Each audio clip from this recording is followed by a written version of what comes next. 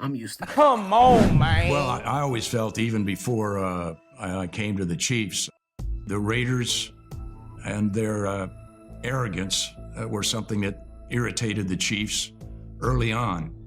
But I can tell you without question, it irritated Marty Schottenheimer.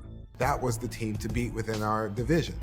You put that big red dot on that team from that point forward to go, I don't care what it is, that's the team you're going to beat. 10 out of 11 times Schottenheimer has beaten the Los Angeles Raiders. When Marty Schottenheimer got here, it was unbelievable, the domination. It never happened, ever, that one team so dominated the Raiders. I always asked him for 10 years, what did the Raiders or Al Davis do that upset you so greatly? All Marty ever said to me was, I don't like people that think they're above the law. Jeff Smith taking on tacklers. Robinson got him, but it's going to be close to a first down. Now a fight starts up. We've got Chiefs and Raiders going full tilt. Big fight going on at the 23. Big fight. Major slugging. As we check in with the AFC West, I just quickly want to play a game of what if they were the Chiefs? What if the Chiefs went to Miami and barely escaped the Dolphins with a 2-point win? Huh?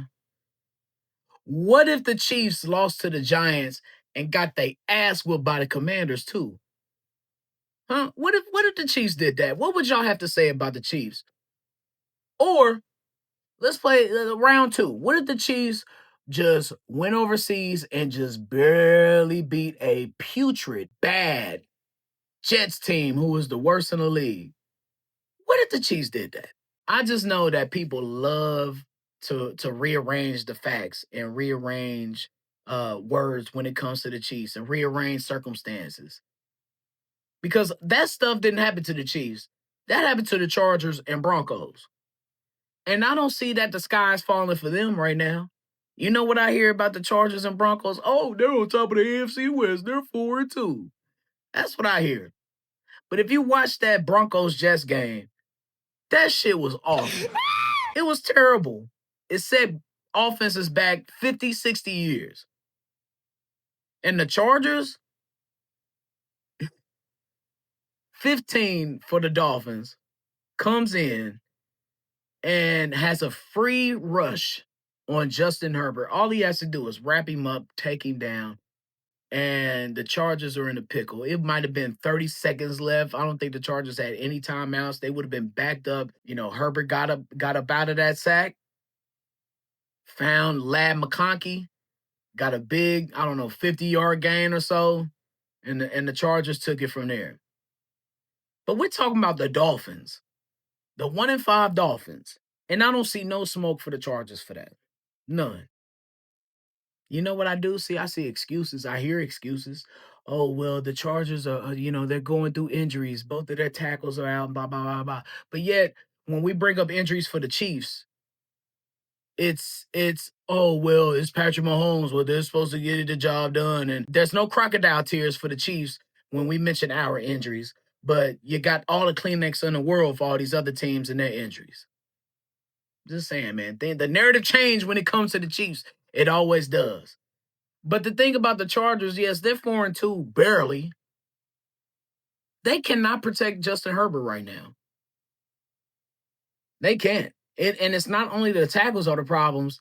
That was from Phillips from the Dolphins, number 15. That was interior pressure. So the Chargers got a lot of questions on that offensive line. And they got the Colts coming up this week too. Chargers could be exposed sometime soon. Now, the Broncos, to me, is a little different story. Now, I think the Broncos are better than the Chargers, although they lost to the Chargers in week 3.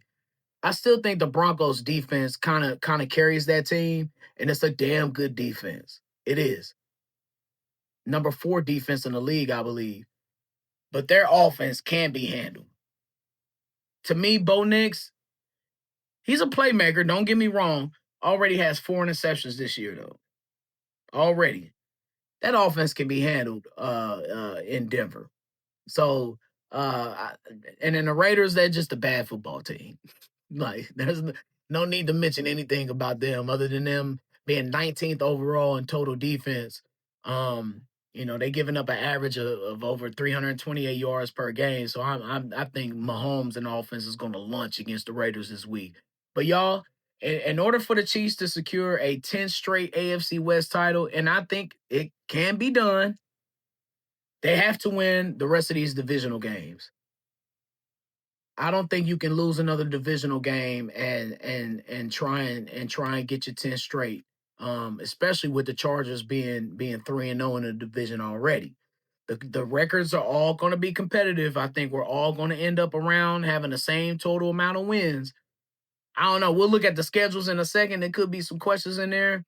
But in order to really secure and lock down their 10 straight AFC West title, these divisional games are pivotal. Starting this week against the Raiders, you got to get back on the right track with that. We are 0-1 in the division right now with week 1 loss against the Chargers. So, because these are the tiebreakers, y'all. If it comes down to the Chiefs, Chargers, and Broncos having similar records, having the same records, the next tiebreaker is what, head-to-head, and then I think it's divisional record. So the Chiefs must get it done. Starting this week with the Raiders inside the division. Got to take care of the house first. So, the Raiders, let's take a look at the next 5 weeks for the Raiders. Of course, at Chiefs, and they have a bye.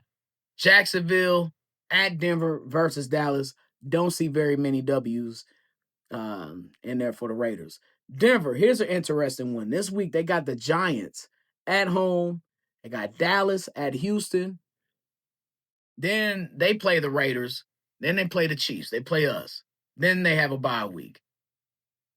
I'm looking at that at Houston game. It's going to be interesting. I think Houston is trying to go on a run. They are falling behind mighty quickly in that AFC South.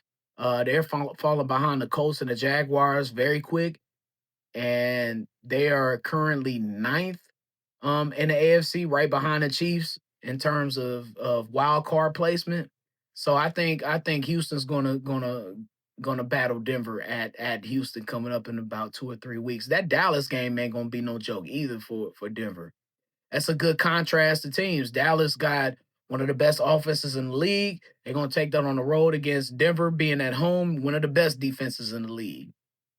And of course, the game against us speaks for itself right before that bye week. And finally, the Chargers. They're going to get a test starting this week versus the Colts in LA. The Colts have been getting after it. They are young and ferocious over there in Indianapolis. And then the Chargers have the Vikings at home. And then they travel to Tennessee at home against the Steelers. That's a good game. And at Jacksonville, another good, tough game. So, look, things were sewn up 2 or 3 weeks ago when the Chargers was 3-0 and the Chiefs was 1-2. You could have sworn that, the Chargers are certainly going to win this division. How the tables have turned. And you really can't look ahead too far, because last time that I checked, everybody thought that the Buffalo Bills had the number 1 seed locked up as they lose to Atlanta and now have a 4-2 record. The AFC West, it's up for grabs right now, y'all. And the Chiefs are right in the thick of it. They got to handle business inside the division. They have to win the rest of these games in order to get 10 straight AFC West division crowns.